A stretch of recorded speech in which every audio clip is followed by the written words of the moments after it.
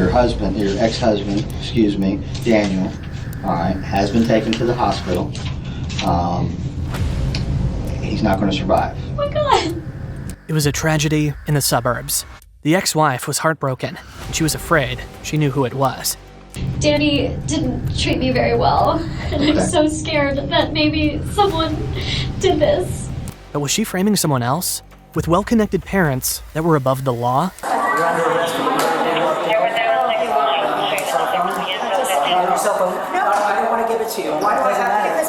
A family that took death and murder a little too lightly. The story of the Adelson family. On a quiet morning in Tallahassee, Florida, Dan Markle pulled into his driveway, unaware that a hired gunman was waiting for him. Within moments, 2 shots rang out, leaving the prominent law professor fatally wounded. At first, it seemed like a random act of violence, but the truth was far more sinister. What really happened to Dan Markle, and who wanted him dead so bad that they turned to killers for hire? Welcome to the channel, and today we will expose some powerful names, after which you can decide for yourself whether they are innocent or guilty. Tallahassee, Florida. It was the 18th of July, 2014, and the summers were just how they were in Tallahassee. Wendy Adelson found out about her ex-husband's shooting when she received a voicemail from her real estate agent, Lisa Carey. The voicemail came around noon. I just listened to my voicemail. What'd you hear? Who was your voicemail? It's from Lisa Carey, who is my real estate agent, or who I had gone with to find a house. She just said she was driving around town and she heard there was a shooting on Trescott. Yeah, that's what this is about. I'm sorry you had to hear it that way. I'm sorry, I didn't know if I should. It's all right, just leave it there. Is it still on? It's right there. Do you want to just hit play again for me? Sure. Hey, it's Lisa Carey. It is Friday, and I feel like an idiot doing this, but I just heard that there was a shooting over on Trescott, and I promise I'm not trying to be dramatic or even nosy. I don't know, just checking on you, my friend. I hope all is well. I hope your sweet boys are well, and if there's anything you need, let me know. Lisa seemed worried about a shooting on Trescott Road. Wendy was confused. Her mind didn't go to her ex-husband, Dan Markle. There was a shooting at your home, or your ex-husband's home, at 2116 Trescott. Okay. Your ex-husband, excuse me, Daniel, all right, has been taken to the hospital. He's not going to survive. Oh my God. Okay. Wendy immediately broke down. While they were divorced, she appeared devastated. At that time, Wendy was at home. A Best Buy technician had been at her house earlier, fixing her TV, which her children had broken. The technician had called her around 8 a.m. and stayed until about 10 a.m. After he left, Wendy continued with her day, working on a paper. She emailed the paper to a librarian for citation help, did some laundry, and planned to take a shower, but ran out of time. I have a message from him this morning. What happened? Well, before we get into everything, I have to establish where you were and who you were with and so forth. Okay. Okay, and then once we've established all that, I can give you more details. Okay. Do you understand why I wanted you to come here before I discuss this? Oh my God. She couldn't stop sobbing. Meanwhile, around 11 a.m., Dan Markle's neighbor reported the shooting. Can you let me get over this hump, okay? Can we do that first? All right. Can you tell me what time you left your house this morning? Yeah, it was there. I didn't leave this morning. I didn't leave until noon. Okay. Oh my God. And I tried to drive up Trescott, and I saw that it was blocked. It was blocked at some point. I'm not sure what time it was And I blocked. just thought, oh, there's maybe some trees down or something. Because sometimes Oh, you're saying as you drove down which one of the side roads? when I'm going to a friend's party tonight, and it's a oh my God, what am I even talking about? I needed to buy, it's a stock the shelf engagement party, and so I went to buy bourbon. Okay. So I went to drive from my place up Trescott to get to ABC Liquor, and it was blocked, so I just turned around. I was on the phone at the time. I wasn't paying a lot of attention. Right. Wendy explained that she left her house around 12:15 p.m. She was heading out to buy bourbon for a friend's engagement party. On her way, she drove down Trescott Road, a route she often took as a shortcut. However, she found the road blocked by police, which she thought might be due to fallen trees. She wasn't paying much attention as she was on the phone at the time, so she turned around and took another route. She drove through Centerville and then to Benton Road, where she went to ABC Liquors to buy the bourbon. Afterward, she stopped at a gas station near Goodwill on Thomasville Road. She already had an alibi for the time when Dan was shot, so she wasn't a suspect yet. Wendy then met two friends at Mosaic Restaurant around 1 p.m. for their usual Friday meetup. She was a little late, having arrived just after 1 p.m. At this point, she still had no idea that her ex-husband had been targeted. It wasn't until later, as the interrogation progressed, that she learned the full details about the shooting. She had nothing but kind words for her husband.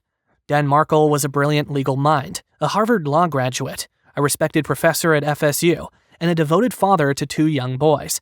Originally from Canada, he was deeply rooted in his Jewish faith, even spending a year in Israel. He met Wendy Adelson while she was interning in D.C. They connected on JDate, a dating app for Jewish singles. Wendy's mother was there, helping her browse. When she saw Dan's profile, smart, ambitious, deeply religious, she encouraged Wendy to reach out. They hit it off, got married, and built a life in Tallahassee when Dan took a job at FSU. But cracks formed early. At their wedding, Wendy's family paid for the catering. None of it was kosher. Dan, who kept strict Jewish traditions, was upset. A small slight, but one that foreshadowed a deeper divide. After 7 years, Wendy filed for divorce. Dan came home from a trip to find his house half empty, furniture gone, divorce papers waiting on the bed. The split was clean. A bitter custody battle followed, dragging on even after the divorce was finalized in 2013. 1 year later, Dan was dead. Police went looking for Wendy, his next of kin. During the interrogation, Wendy mentioned that she had lost her voice earlier in the week. Because of this, she and Dan postponed a conversation about their son's school. No one that you know of or that you've spoken to recently that he's had some type of problem with or that he was concerned about? No one that he was concerned about. I mean, we've been separated for 2 years, so I don't know, Right. If he had something going on, I wouldn't know about it, but, I mean, I had lost my voice earlier this week, and so we had put off this conversation about our son's school and where he was going to go. And Dan would never do this to himself. She said his life was better and he had moved on. He was dating a law professor and he was happy. But she mentioned that his current love interest might still be married, as she had also recently either filed for divorce or separated from her husband. Well, let me ask you something. Does his relationship with her have anything to do with your all's divorce? No. No, it had nothing to do with an extramarital affair or anything? No, but the only thing I'm thinking is Amy, I don't know what Amy's full divorce situation is like, so if you're gonna think of someone who's not thrilled with Danny, I don't know how happy her husband or ex-husband is with the situation. Do you know anything about him? I don't know anything about him. Okay. Then came the denial. She had nothing to do with it, not a thing, but she had ideas, plenty of them. Initially, Wendy wasn't concerned about her sons. She hadn't once asked if her sons were okay. She suddenly had a new problem. Maybe someone did it for her, without her knowing. Maybe enough was enough. This is what I want to do, okay? This is what happened, okay? Daniel's been shot, okay? And we have to find out why and who did this. Can you help with that? I will try. Okay. What I want to do right now to try to expedite things, okay, but I need your permission, is I want to take your cell phone and download all the information out of it. Sure. Do you have a problem with that? No. Okay. And then we're going to make arrangements for you to get the kids, or we'll get the kids somehow, okay? Because the kids are at daycare, right? Yeah. And they're going to need their mother, Yeah. okay? Yeah. Okay. Can you do that? Yes. Okay. I have a lot of friends. I know. How do you know that? Well, you had two of them up there for a last-minute lunch date, right? Last minute? Well, I mean, that you went up there, you're sitting with them, you have friends. I do. What I meant by it is that Danny didn't treat me very well, and Okay. I'm so scared that maybe someone did this. Not because they hate Danny, but because they thought this was good somehow. The detective was suddenly very interested. He wanted to hear all her ideas now. There was her brother Charlie. He knew all the details. Oh, are you saying that you think maybe one of your friends would have done something Who like would this? do this? I don't know. That's why you're here, and that's why we're talking. Would you ever ask someone to do something like this? Not in a million years. Okay. Do you think someone would do this for your benefit without asking you? No. What good does it serve? I made my brother, his name's Charlie, the one I'm really close to, he makes a lot of jokes in bad taste, and it was a joke he made. He bought the TV for me this morning that got broken, and I was talking to him about whether it made sense to pay to fix it or whether I should get a new one, and it was always his joke that, like, he knew Danny treated me badly, and it was always his joke. He said, I looked into hiring a hitman, and it was cheaper to get you this TV, so instead I got you this TV. Okay. Wendy had said something inappropriate herself. This was suddenly more interesting than the investigator had anticipated. What a big coincidence that Wendy makes this joke and suddenly her ex is dead. He's my big brother, and he's been taking care of me since I was little, but he would never. And I told that to the repair guy this morning. Right. That's okay. I said, he asked me how much it cost, and I said I didn't know because it was a gift, because my brother said it was cheaper than a hitman. It was my divorce present. Okay. Such a horrible thing to say. I'm so sorry. That's okay. But even my family, who felt like I had been mistreated, would never do something like this. Never. Wendy Adelson grew up in South Florida, surrounded by palm trees, ocean air, and privilege. Her family was well off, thanks to the Adelson Institute, a lucrative dental practice near Fort Lauderdale. Her father, Harvey, and brother Charlie handled the drilling and filling. Her mother, Donna, ran the office. They lived comfortably in Coral Springs, where they had been for years. The Adelsons had 3 children, Robert, Charlie, and Wendy. Robert, the eldest, became a doctor but drifted from the family after getting married. That left Charlie and Wendy, always a little closer. They were closer in age, went to school at the same time, and shared an easy bond. Charlie followed in his father's footsteps, specializing in surgical implants. Wendy chose a different path, law. 2 doctors and a lawyer in the family. On paper, it was the perfect American success story. From the outside, life in the Adelson home looked picture perfect, but appearances can be deceiving. The detective wanted to know more about Charlie. The brother that you're real close to, I have to do a lot of elimination at the same time. The brother that you're really close to, the one that joked about the TV and everything, what'd you say his name was? Charlie. Charlie, and he's in Fort Lauderdale? Yeah. Okay. Tell me what kind of car he has. He has like 5 cars. Can't tell me all of them. He drives, I think one of them is an unmarked police car. Oh, really? He's a bit of a character. Okay. So I don't know what he's driving at the time. Right. But I'll tell you, he's a periodontist, and he has this practice where he works from early in the morning till late at night. So Wendy Adelson was talking fast. Too fast. She didn't know what kind of car her brother was driving, but she knew everything else. Charlie works long hours, she says. Early in the morning until late at night. If anyone wanted to know where he was, that's where. At work. Always at work. He's a periodontist, constantly driving between different offices all over South Florida, doing implants for patients. She keeps going. He's always busy, always moving. And if that's not enough, he has a girlfriend too. So if you ever wanted to find his whereabouts, he's working all day long until early in the morning till late at night, always driving to a different office and working. Oh, he goes to different offices? Yeah, he works in different offices all over South Florida and does implants for people. And he works really hard all the time. He has a girlfriend, so he's pretty much accounted for all the Charlie, time. was that his first name? Charlie's his first name. It's too much information, too quickly. It sounds like she's trying to cover every gap before anyone even asks, trying too hard to make sure no one looks any closer. Once again, Wendy's humanity shines through the tears. She is, after all, a mother, a concerned one. Dan's parents live in Canada, but why would they think she did it? Wendy had filed that ambush-style divorce while Dan was out of town on a business trip, moving out and taking the kids with her. But she wasn't done. She wanted to move again, this time to Coral Springs, closer to her family, a solid 8 or 9 hour drive from where she and Dan lived. When Dan found out, he was livid, and rightfully so. He wasn't about to let her take his children that far away, so he filed a motion in court to stop her. In 2005, we moved here. He was a professor and I was a student for 1 more year. And then we moved back to Miami for a year, and then we moved here for a year. The reason why I say his parents are going to say I did it is because after we got divorced, I wanted to move to South Florida, and I filed a petition to relocate in the court, and the court said no. So Because of the kids. Yeah. So you can always leave, you just can't leave with your kids. So Wendy and her family were determined to make the move happen, pushing back with everything they had. But Dan refused to back down. In the end, he won. The judge ruled that Wendy could not relocate that far, period. The decision sent Wendy's mother, Donna Adelson, into a tailspin. As the matriarch of the family, Donna was used to getting her way, controlling and meddling in the lives of her adult children as if they were still under her roof.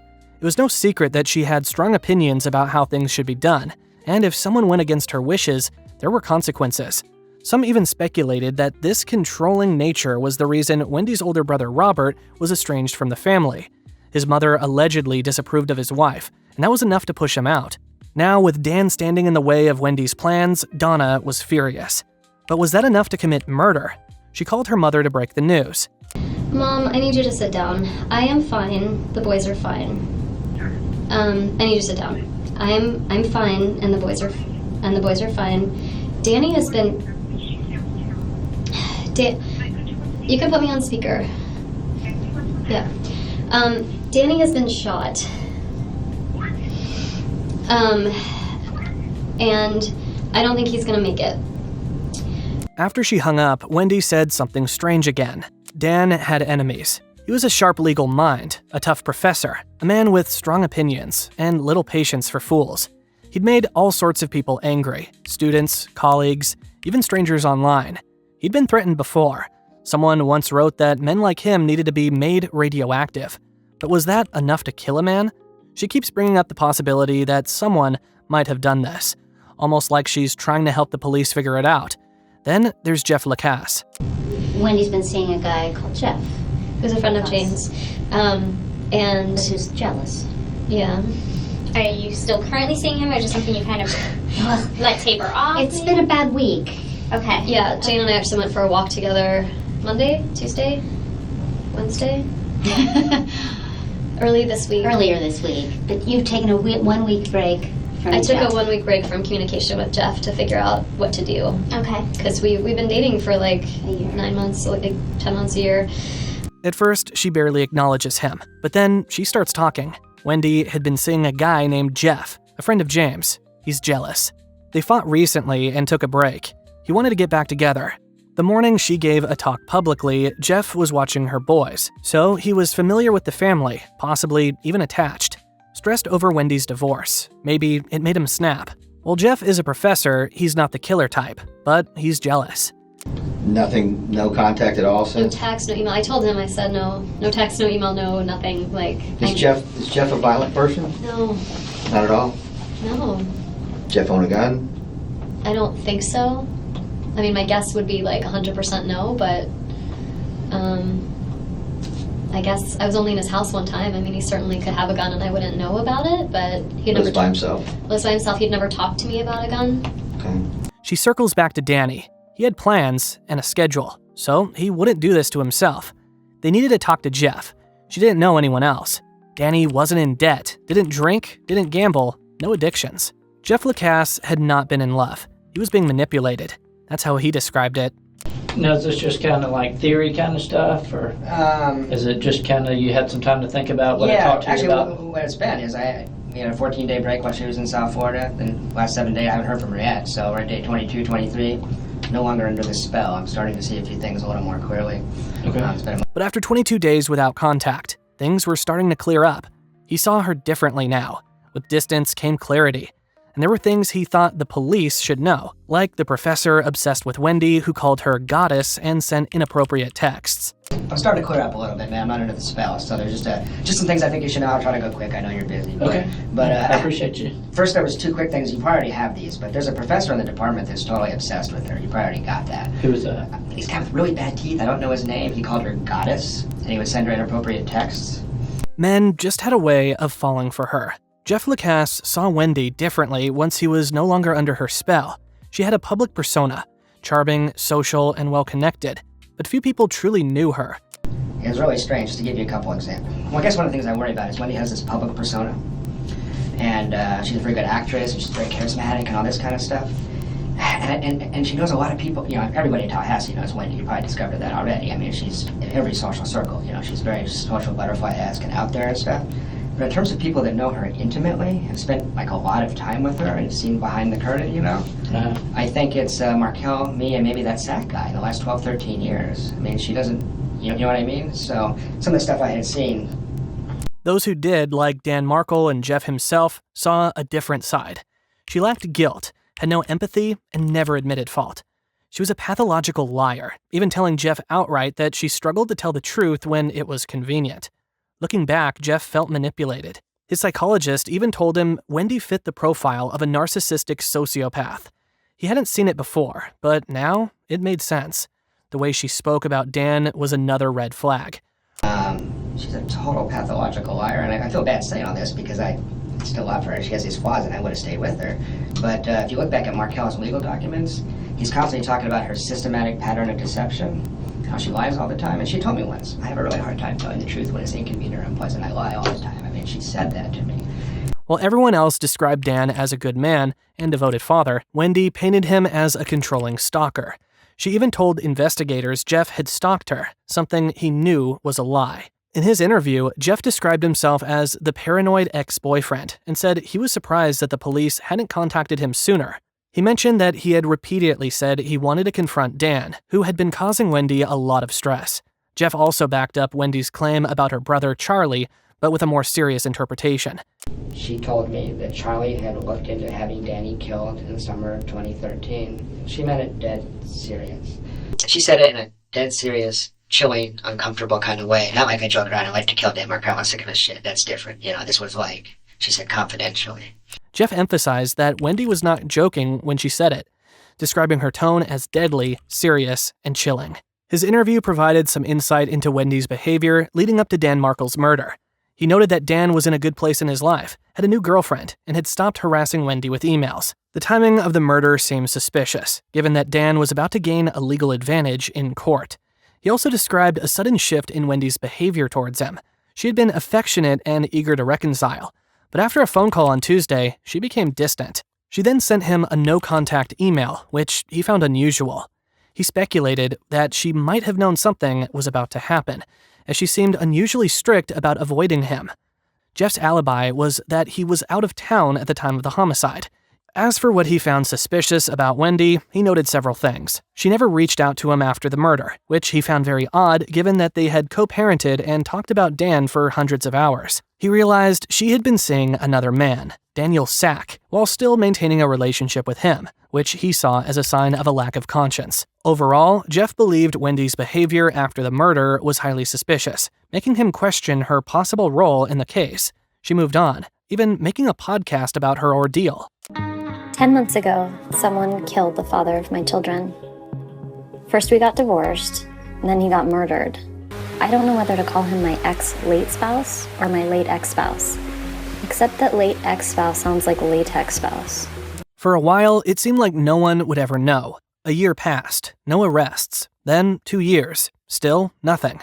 People began to wonder if this case would ever be solved or if Dan's murder would become just another cold case, a mystery that would forever haunt those who knew him. But behind the scenes, investigators had never stopped digging, and in May of 2016, they finally caught a break. The morning Dan was murdered, a witness reported seeing a vehicle speeding away from the scene, something that looked like a Prius. Surveillance footage later confirmed it, captured by city buses and intersection cameras. It was a Toyota Prius in a color called Silver Pine Mica, a shade that sometimes appeared silver, other times green, depending on the lighting. That alone wouldn't have made it stand out. After all, Priuses were everywhere, but this particular car had a few distinct features that set it apart. The passenger side mirror was black, mismatched from the rest of the car, which had a standard body-colored mirror on the driver's side. One of the toe caps was missing, leaving a noticeable hole where a tow hook would be inserted. And then there was the strangest detail of all, a toll card reader mounted on the front windshield, something that would make sense in a city with toll roads, but Tallahassee didn't have any. It was an odd combination of details, but together, they made this Prius unique. Now, investigators just had to figure out who it belonged to. This led investigators to focus on tracking the vehicle, eventually locating it in Miami at a small car rental shop. The rental records revealed that two men, Luis Riviera and Sigfredo Garcia, had rented the Prius in July 2014. Luis and Sigfredo had known each other for years, and with their identities now known, police examined their phone records. These records showed that on July 16, 2014, they traveled from North Miami to Tallahassee. Surveillance footage, phone data, and rental details all corroborated this. Upon arriving in Tallahassee on July 17th, their phones pinged near Dan's home, linking them directly to the area. The investigation ultimately pointed to Sigfredo and Luis as the perpetrators of the shooting, which occurred on July 18, 2014, when Dan was shot in the head. Sigfredo was arrested on charges of first-degree murder and possession of cocaine. However, on June 2nd, the documents were unsealed, revealing a connection between the Adelson family and Sigfredo. On June 17th, both Sigfredo and Luis were indicted on murder charges and pled not guilty. In another twist, a woman, Catherine Katie Manbagua, was arrested. She had ties to both the Adelson family and the shooters.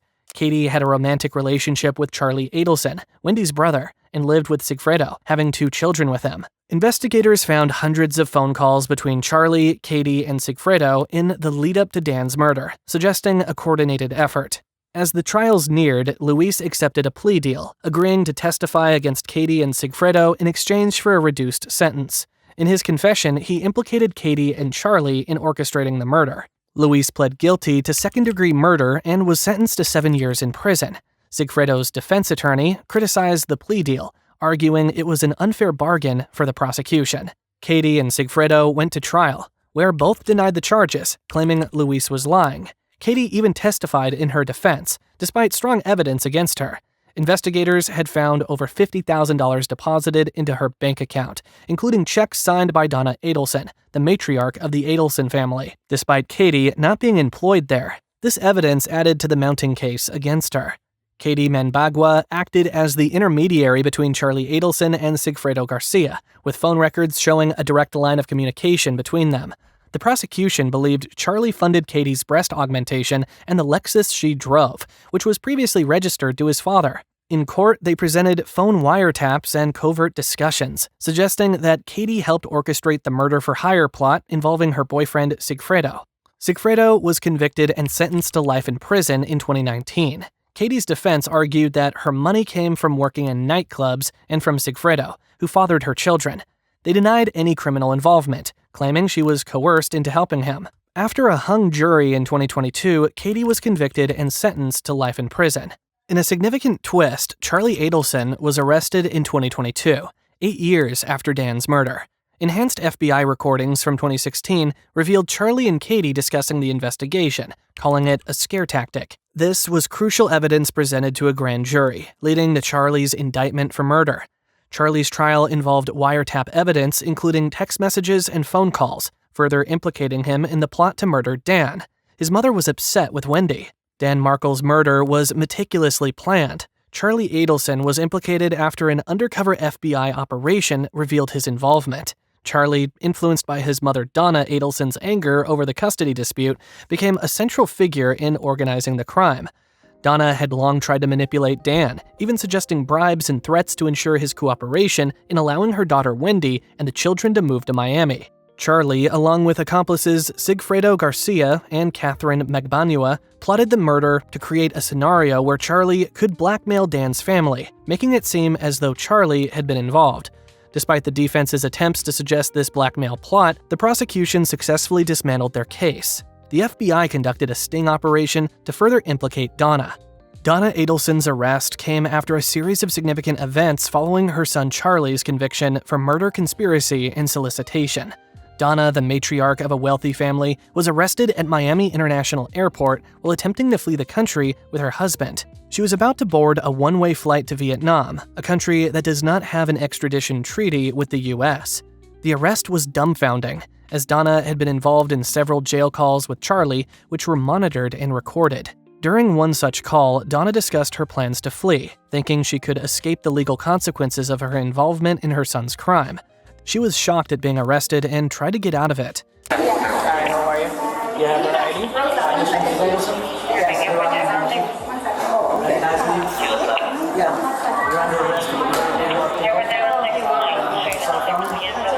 Cell phone. No, I don't want to give it to you. Why do I have to give it? Why do I have to give it to you? This is evidence. Evidence. She's under arrest. I have to go with you. I have to go. I have to go. You don't have that choice. Let me help you out. No, I have to stay. Please don't do this. Don't stay. You need to grab the bags. Take the bags. Yeah. And you need to wait outside. Okay. My husband's almost 80 years old. He can't Yeah, come I with can't. me? Please, can I go? No, you can't join me there. Oh, don't do this, please. Please. Oh, Someone's God. got to help him get home. This is terrible. The couple pleaded with the officers, but it was too late. She was caught. You can't do this. This is insane. Hold on to that for me. Is that okay with you? Please. You don't have to have the handcuffs on. She's not going anywhere. Please. Please. Once Donna realized the officers weren't falling for it, she asked the important questions. Can I call my attorney? You can. You have your passport ready? Where am I going? Oh, just open your finger. Where am I going? You're going to the Dade County Jail. Dade County Jail. It was almost heartbreaking that an elderly couple was being broken apart until you realized what they were capable of. She seemed unaware of the warrant and questioned why she hadn't been informed earlier. Officers explained the process, stating they had to take her to a local station before transferring her to jail. So the next place is what? The warrant? What did you say? Huh? What did you say the next place was? Well, see, what happened is the warrant that they have from you is from out of Leon County. When did they issue a warrant? So what happened is we have to take you to our warrants bureau for that information to get entered, and then after that gets entered, before we can take you to the jail, to the local jail. Okay. She was searched, handcuffed, and transported in a police vehicle. Once they arrived at their destination, they followed standard procedures, escorting her inside while maintaining protocol. Donna has since been charged with first-degree murder, conspiracy, and solicitation to commit murder. After her arrest, she was initially held in the same facility as other notable figures, including OnlyFans model Courtney Clenny, but was later transferred to Leon County Jail. Given her attempt to flee, she is being held without bail. This new development in the case has raised questions about other potential individuals involved, such as Wendy. There's growing speculation that she might face charges too. In total, 5 people have now been arrested in this complex conspiracy, including the 2 hitmen, Catherine, Charlie's girlfriend, Charlie, Donna, and possibly Wendy. Investigators continue to probe the depth of this plot, raising questions about who else might be implicated, including Harvey, Donna's husband, who may have been aware of the situation.